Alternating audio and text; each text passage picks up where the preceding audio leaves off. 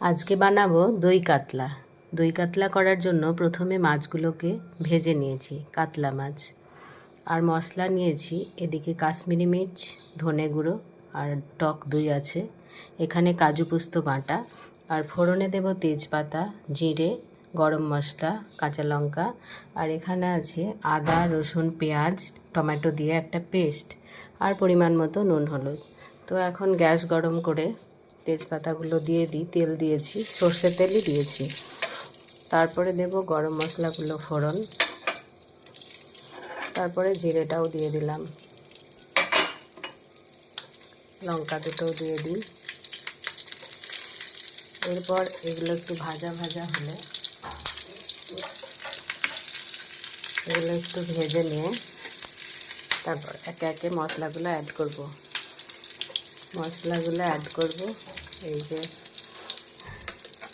পেঁয়াজ, রসুন, আদা বাটাটা দেব। একটু হলুদ দিই, না হলে খুবই ফুটছে তেলটা। একটু হলুদ দিলে তখন তেলটা কম ফোটে।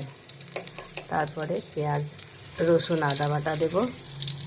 এগুলো দিয়ে ভালো করে কষতে হবে। কষা হয়ে গেলে তারপরে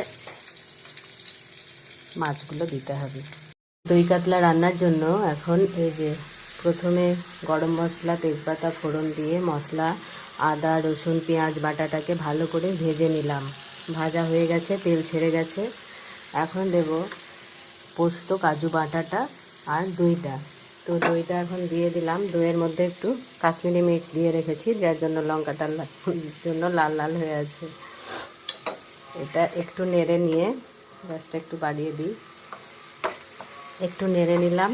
একটু নেড়ে নিয়ে একটু ভালো ভাজা হয়ে গেলে তারপর এই পোস্ত আর কাজুর পেস্টটা এর মধ্যে দিয়ে দিলাম।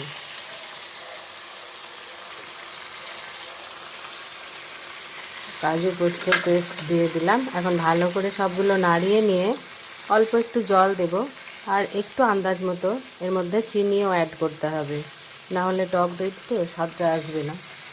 তো এর মধ্যে একটু নাড়িয়ে নেব। নাড়িয়ে নিয়ে এর মধ্যে একটু চিনি অ্যাড করব, আর অল্প একটু জল দিতে হবে।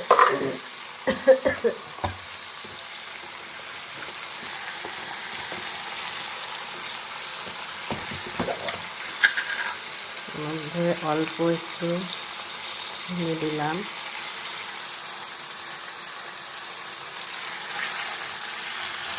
এটা খুব সুন্দর ভাজা ভাজা হয়ে গেছে। এখন এর মধ্যে একটু জল দিয়ে দেব।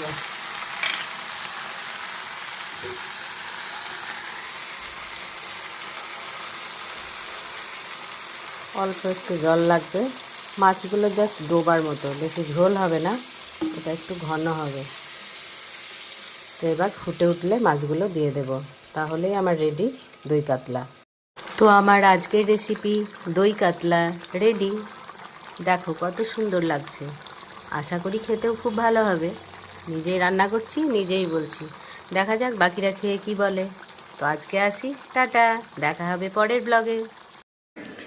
তো মাছটা এখন খেয়ে দেখি একটু কেমন হয়েছে টেস্ট খেতে। নুন, ঝাল, মিষ্টি ভালোই হয়েছে। শুধু ভালো না, দারুণ হয়েছে।